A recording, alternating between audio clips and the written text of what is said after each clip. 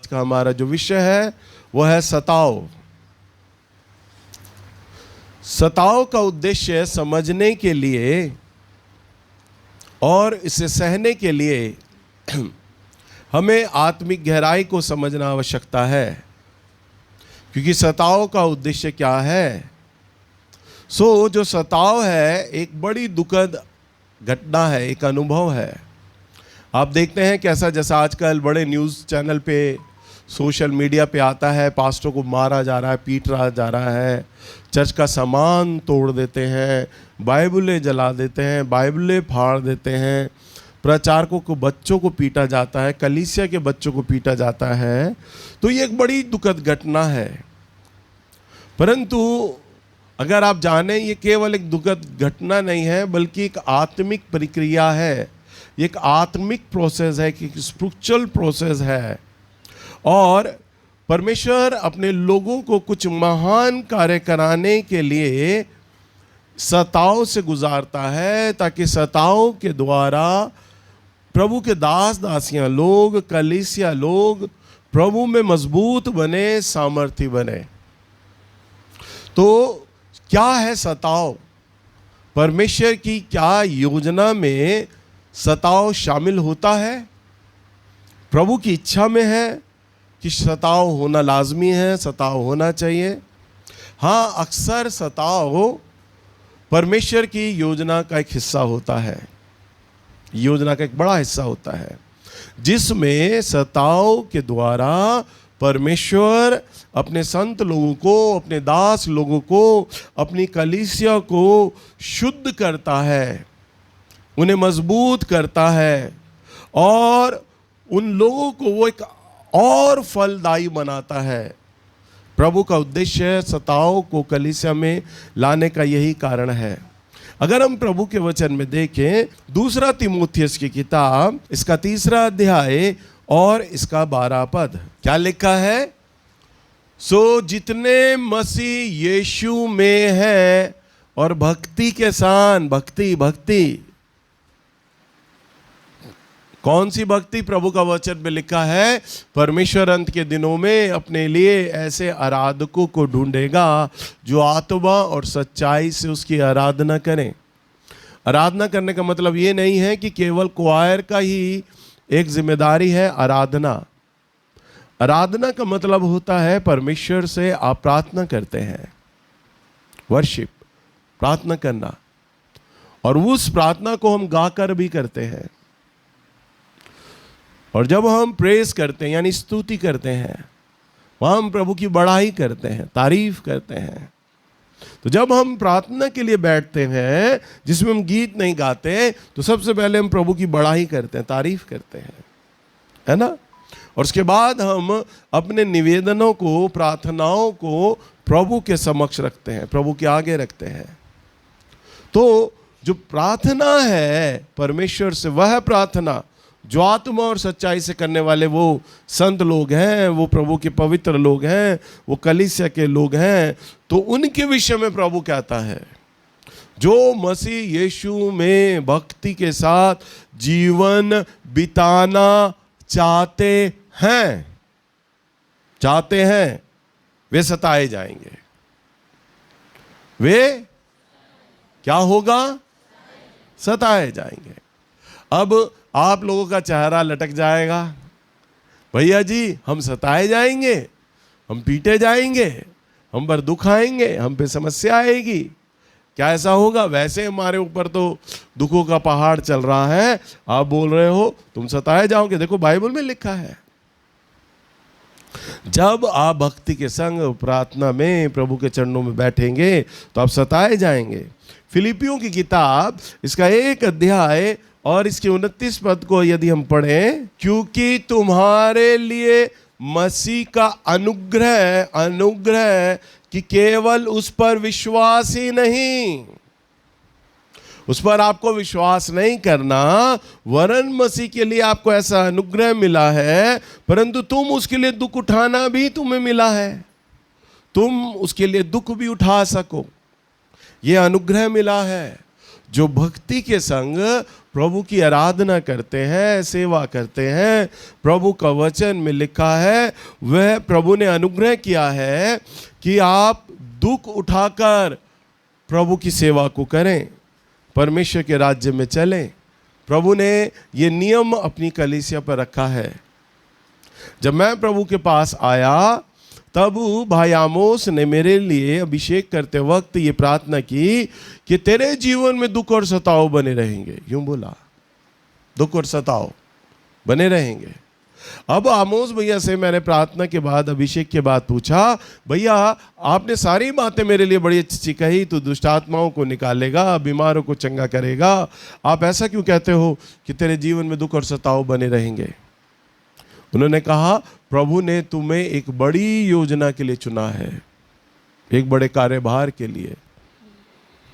तो यहां पर अभी मैं आपको क्या बता रहा हूं, परमेश्वर अपनी कलीसिया को पवित्र करता है, शुद्ध करता है, दीन करता है और फलदायी बनाता है। मेरे जीवन पर दुख और सताव ऐसा नहीं आया कि कोई आए और आकर मुझे पीटे। हमारे चर्च में भी आज तक प्रभु का अनुग्रह है कि कभी बाहर के लोग नहीं आए जिन्होंने मुझ पर हाथ उठाया, मेरे प्रचारकों पर हाथ उठाया या कलीसिया पर हाथ उठाया। इसका मतलब ये नहीं है कि हमारी कलीसिया में दुख और सताव नहीं आया, परंतु दुख और सताव को परमेश्वर ने दूसरे तरीके से लेकर आया। उनके द्वारा जब वे अभिषेक में होते हैं और अभिषेक के वक्त जब वो आत्मा में भरकर वो बोल रहे होते हैं ना, वो एक एक बात पत्थर का लकीर होता है। पत्थर टूट जाएगी पर वो लकीर नहीं मिटती। उन्होंने कहा, तेरे जीवन में दुख और सताव बने रहेंगे। मेरे जीवन में अभी भी दुख है। कई दुख होते हैं जो मैं बता सकता हूं गवाही के तौर पे, कई दुख होते हैं जो मैं नहीं बता सकता। इसका मतलब ये नहीं कि मेरे बच्चे मुझे दुखी कर रहे हैं या मेरी पत्नी दुखी कर रही है जो मैं बांट नहीं सकता, नहीं, वो भी बात नहीं है। पर कई दुख ऐसे होते हैं जो बताए नहीं जा सकते, पर दुख है। तेरे जीवन में दुख और सताव बना रहेगा। प्रभु जब दिल्ली की जागृति के लिए मुझे चुन रहे हैं, खड़ा कर रहे हैं, मेरे प्रचारकों को खड़ा कर रहे हैं, हमारी कलीसिया को खड़ा करेंगे, तो दुख और सताव तो आना ही आना है। समझ रहे हैं ना आप लोग? क्योंकि ये परमेश्वर का योजना का एक हिस्सा होता है। और ये दुख और सताव के अलग अलग पहलू हैं, अलग अलग कारण हैं क्यों सताव आने देता है परमेश्वर। पहला पॉइंट आप लिख लीजिए, जो सताव आता है वे विश्वास की परीक्षा और शुद्धिकरण को लेकर आता है। सताव जब भी आता है आपके जीवन में तो वह विश्वास की परीक्षा करता है आकर आपका। अगर हम देखें पहला पत्रस की किताब, इसका 1 अध्याय, पहला पत्रस पहला अध्याय 6 और 7 पद पढ़ें। क्या लिखा है? दोबारा पढ़ो बेटा। इसलिए ये आनंद करो, यद्यपि अवश्य है कि अभी कुछ दिन के लिए नाना प्रकार की परीक्षाओं के कारण दुख में हो। हाँ, कितने दिन के लिए? कुछ समय के लिए। नाना प्रकार का दुख, नाना प्रकार का दुख कुछ समय के लिए। मैंने आपके सामने कई बार ये गवाही रखी है, पर शॉर्ट में बोलूंगा। कई बार बोला है कि मुझे कोविड हो गया, शैतान का हमला हुआ, प्रभु ने मुझे पहले ही बता दिया तुझे कोरोना होने वाला है। 14 दिन मैं अस्पताल में रहा, एक बड़ी कमजोरी आ गई। शैतान ने चाहा कि मैंने इसके प्राण ले लूं, ये टूट जाए। मुझे लगातार बार बार सपना आ रहा, मेरी कलीसिया अलग हो गई है, कलीसिया टूट गई है, मेरी सेवा खत्म हो गई है, प्रभु यीशु मसीह ने मुझे छोड़ दिया। पर वो दुख कितने दिन का था? कुछ समय का। सताव सारी जिंदगी नहीं बना रहता, आता है आपके जीवन में विश्वास की परख को लेकर आता है। मैं आपको बार बार ये गवाही में क्यों बताता हूं, मैं कैसे बच गया? केवल विश्वास के द्वारा। मेरे 80% लंग्स डैमेज हो गए थे, 80%। पर मैं हर बार अपने परिवार को, लोगों को, अपने आप को ये कहता, शैतान को ये कहता, अभी मेरा समय नहीं आया है, क्योंकि परमेश्वर ने जो प्रतिज्ञाएं मुझसे की है ना, अभी वे पूरा होना है, अभी वो पूरा होना है। मैं डॉक्टरों की राय पे नहीं चल रहा था, मेडिकल साइंस क्या मेरे लिए बोल रही है। डॉक्टर बड़ी निराश होकर बोले, आपके बेंजामिन जी, आपके 80% लंग्स डैमेज हो गए हैं। एक बार जब डॉक्टर्स आए, 2-3 डॉक्टर्स हैं उनके साथ, और जो सबसे सीनियर डॉक्टर थी, लेडी डॉक्टर, वो मुझे जांच करती और मेरे को छोड़कर, मेरे को जांच करके वो जब कमरे के बाहर चले गए तो एक पर्दा लगा हुआ था। उसके जूनियर डॉक्टर लेडी डॉक्टर से पूछते, मैम इस बंदे के तो 80% लंग्स डैमेज है, पता नहीं जिंदा कैसे है, समझ नहीं आता, जब भी कमरे में जाओ हंसते हुए बात करता है। तो वो डॉक्टर कहती कि कई लोग हैं ना अपनी विल पावर से जिंदा रहते हैं, मुझे मालूम है इसको मर जाना चाहिए था, पर ये अपनी विल पावर से। मैंने कहा विल पावर से नहीं, मैं जीसस पावर से जिंदा हूं। हाँ? विश्वास के द्वारा। कैसे? अगर मैं उस समय डॉक्टरों की बातों पे विश्वास कर लेता, अरे मैं मरने वाला हूं, ऑक्सीजन नहीं आ रहा, मुझे सांस नहीं आ रहा है, अस्पताल में कई लोग मर रहे थे, कोरोना का एक डर मेरे मन में समा जाता, अरे मेरे से छोटे छोटे लोग मर रहे हैं, अरे फलाना पास्टर मर गया, फलाना पास्टर मर गया, मुझे कोरोना हो गया है, मुझे इतनी बड़ी महामारी हो गई है। ओ, अगर यदि ये बात मैं विश्वास में ले लेता तो आज मैं आपके सामने जिंदा नहीं होता। परंतु मेरा विश्वास किस पर था? अपने प्रभु पर। मेरे प्रभु ने मेरे जीवन से जो प्रतिज्ञाएं की हैं वह अभी पूरा होने का समय नहीं आया है। तो जो सताव है ना, वो आपको परखता है लाकर, और आपके विश्वास को पॉलिश करता है, मजबूत करता है। हालेलुया।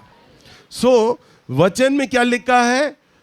और नाना प्रकार की परीक्षाओं के कारण दुख उठाना पड़े, और आगे क्या लिखता है? यह इसलिए है, ये इसलिए है कि तुम्हारा परखा हुआ विश्वास, तुम्हारा परखा हुआ विश्वास जो आग से ताए हुए हाँ नाशवान सोने से भी कहीं अधिक बहुमूल्य है, हाँ यीशु मसीह के प्रकट होने पर प्रशंसा और महिमा और आदर का कारण ठहरे। हाँ, तुम्हारा विश्वास क्या है? सोने से भी ज्यादा बहुमूल्य, आग में तपाए हुए के समान।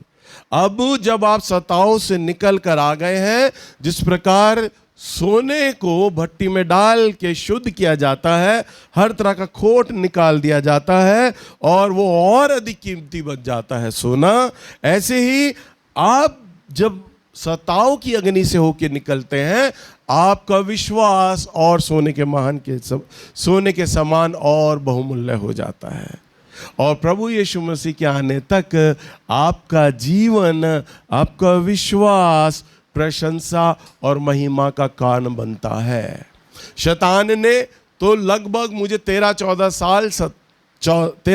साल और दिन मुझे सताया, परंतु मैं अब जब तक जिंदा हूं ये कोरोना की गवाही देता रहूंगा।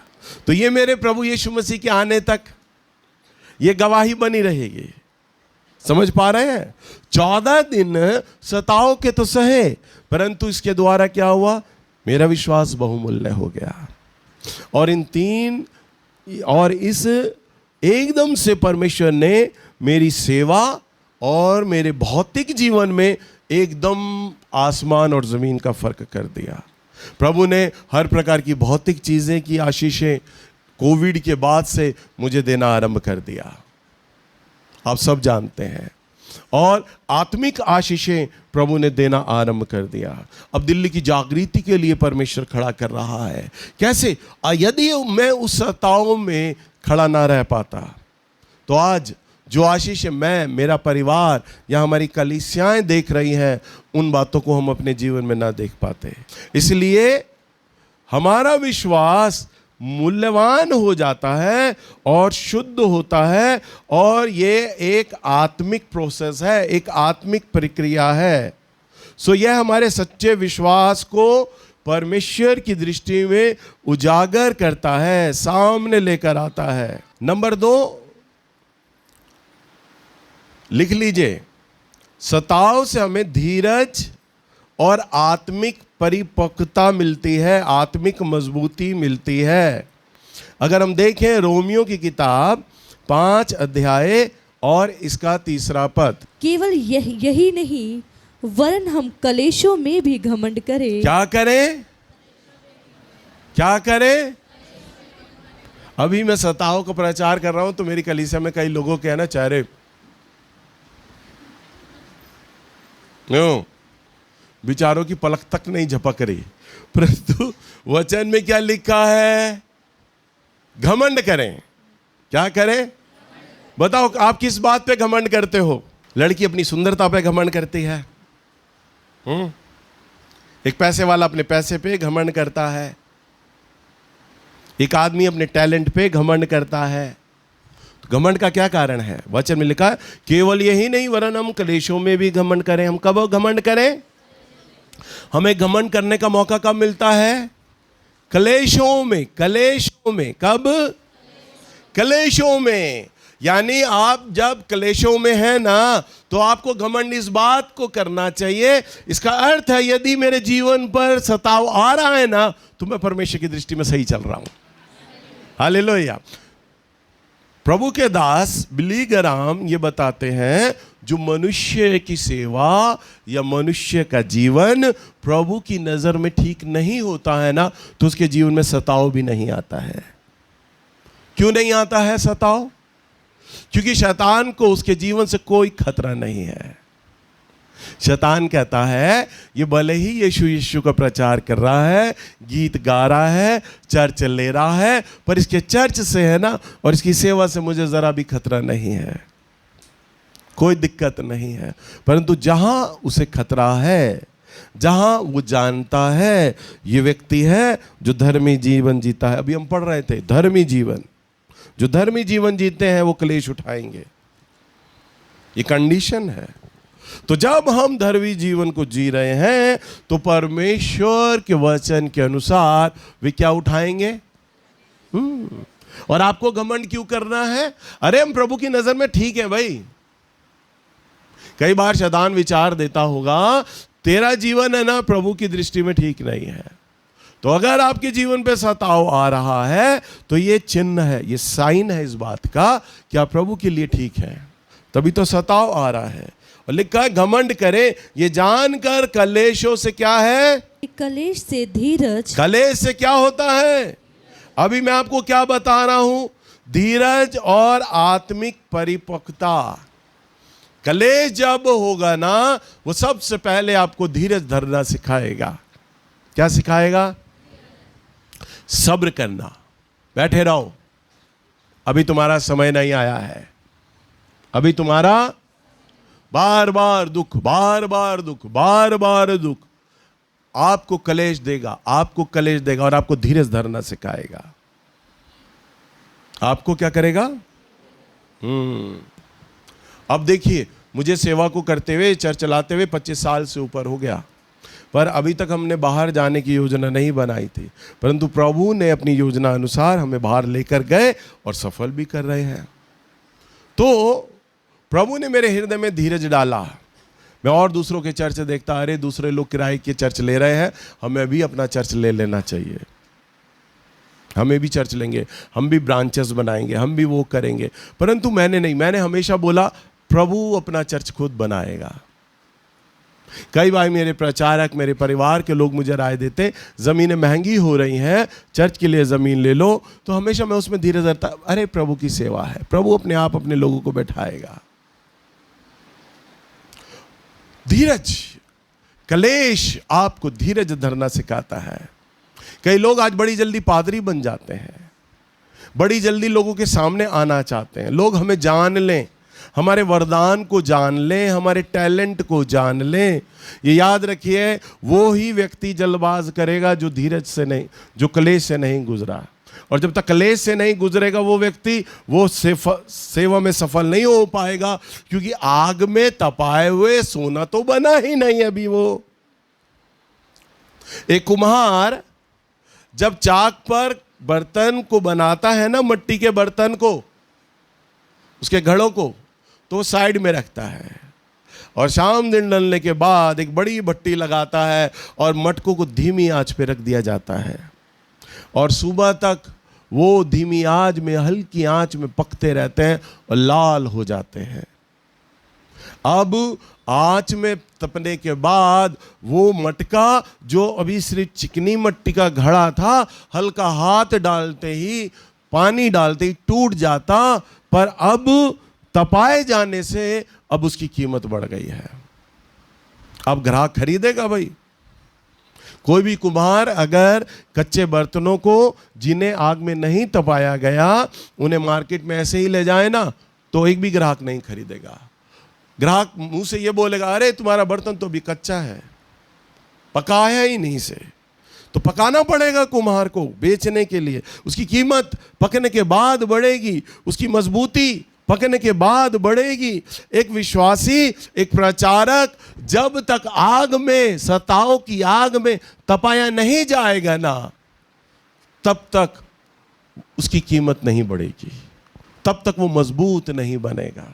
और जितने विश्वासी, जितने प्रचारक क्योंकि आग में नहीं तपाए गए, तो सबसे पहला जो गुण है धीरज का, वो उनमें आया ही नहीं और वो सेवा खोल कर बैठ गए हैं। अभी तो वो कच्चे बर्तन के समान है, हल्का सा आंधी आएगा और टूट जाएगा, वो टूट जाएगी उनकी सेवा।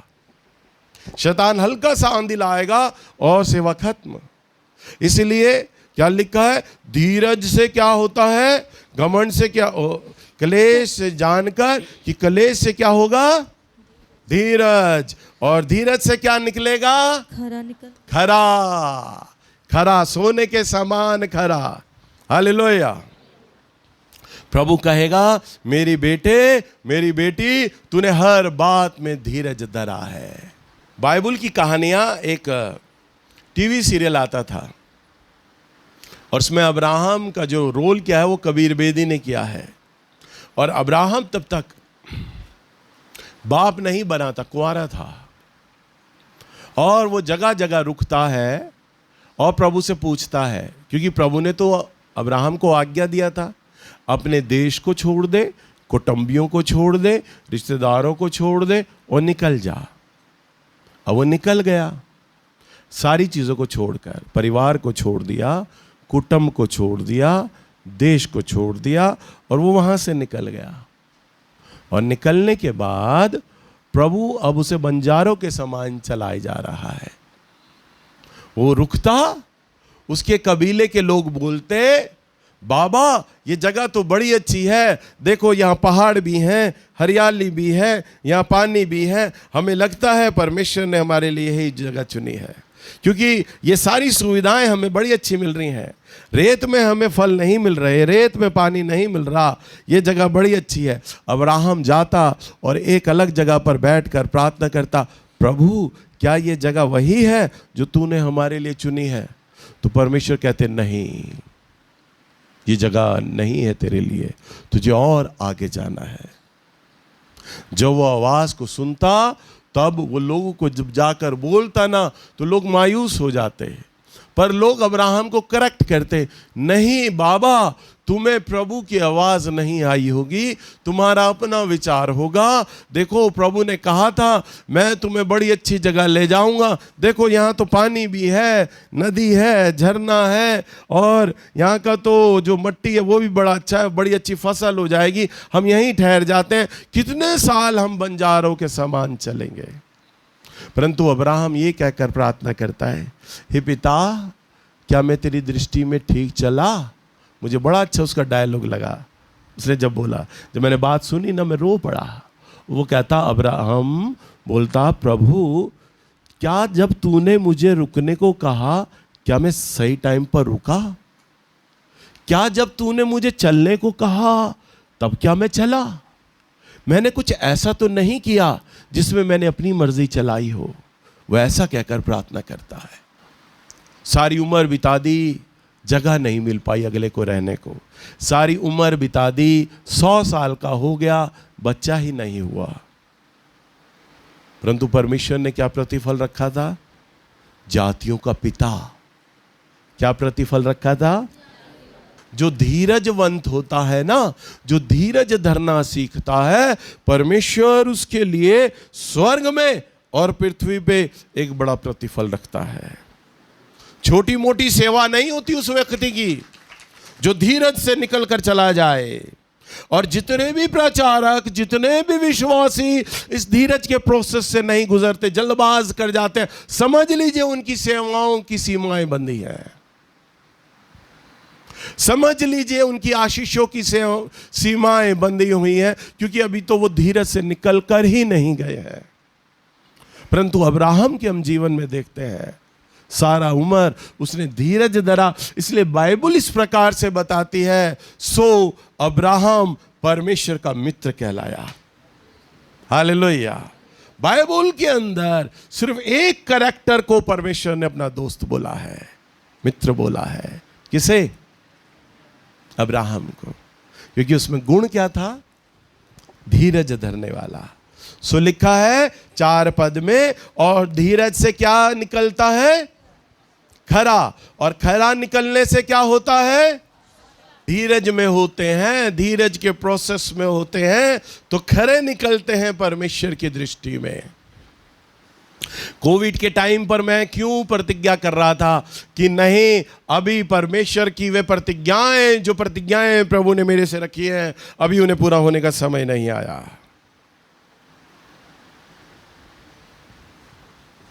क्यों? क्योंकि वो आशा थी मुझे, अभी वो समय नहीं आया। आशा क्या होती है? भविष्य की बातें, आने वाला कल, आने वाला समय। आशा लगा रहा हूं मैं। दिल्ली को जीतने की प्रतिज्ञाएं प्रभु आपने मुझसे की थी। दिल्ली के जीतने के विषय में जो जो बातें आपने मुझसे बोली थी, अभी उन्हें पूरा होने का समय नहीं आया है। जब हमारा विश्वास परखे हुए सोने के समान तोला जाता है तो वो खरा पाया जाता है। खरा से धीरज उत्पन्न होता है और धीरज से आशा उत्पन्न होती है। और 5वें पद में लिखा है, और आशा से लज्जा नहीं होती। आशा से क्या नहीं होती? लज्जा नहीं होती। अब लज्जाएंगे नहीं। हालेलुया। अब बताइए, मैं पूरी कलीसिया में गला फाड़ फाड़ कर बोल रहा होता हूं कि दिल्ली के लिए परमेश्वर ने रिवाइवल के लिए मुझे चुना है। मैं जानता हूं कि मेरी कलीसिया को भी विश्वास नहीं है इस बात का। मुंह से सामने बोले, हाँ भैया हम विश्वास करते हैं, परंतु नहीं। अब तो ये बातें मैं पास्टरों के बीच में भी बोलता हूं, पास्टरों की मीटिंग में भी। मुझे मालूम है पास्टर लोग विश्वास नहीं करेंगे। वो कहेंगे, अरे तू भी पादरी, मैं भी पादरी, तू भी चर्च चलाता, मैं भी चर्च चलाता, तेरे में क्या स्पेशलिटी है जो रिवाइवल के लिए तुझे चुन लिया। पर मैं अनाउंस करता हूं, क्योंकि आशा से लज्जा नहीं होती। मैं लज्जा नहीं रहा, क्योंकि मैं मालूम है, मुझे 101% मालूम है, मेरी आशा 100% सही है। मुझे मालूम है मेरी आशा के पीछे कोई मानवीय विचार नहीं है, कोई मानवीय योजना नहीं है, वरन परमेश्वर का ईश्वरीय दर्शन है, ईश्वरीय विचार है। और मैं बार बार अंगीकार करता हूं। मैं पास्टर को बोलता हूं, तुम विश्वास करो या ना करो, परंतु दिल्ली के लिए मुझे चुन लिया है। तुम आओ और मेरे साथ जुड़ जाओ तो इस जागृति में खड़े हो जाओगे। तुम्हें भी आज का संदेश मैंने रखा ही इस बात के लिए है। खरे निकलने से क्या होती है? आशा उत्पन्न होती है। क्या उत्पन्न होती है? और आशा से क्या? लज्जा नहीं होती। आप शर्माते नहीं हैं। मेरे जीवन में आपको गवाही कब देना चाहिए? बताइए, जल्दी बताइए। आपको गवाही तब देना चाहिए जब आप चंगे हो जाते हैं,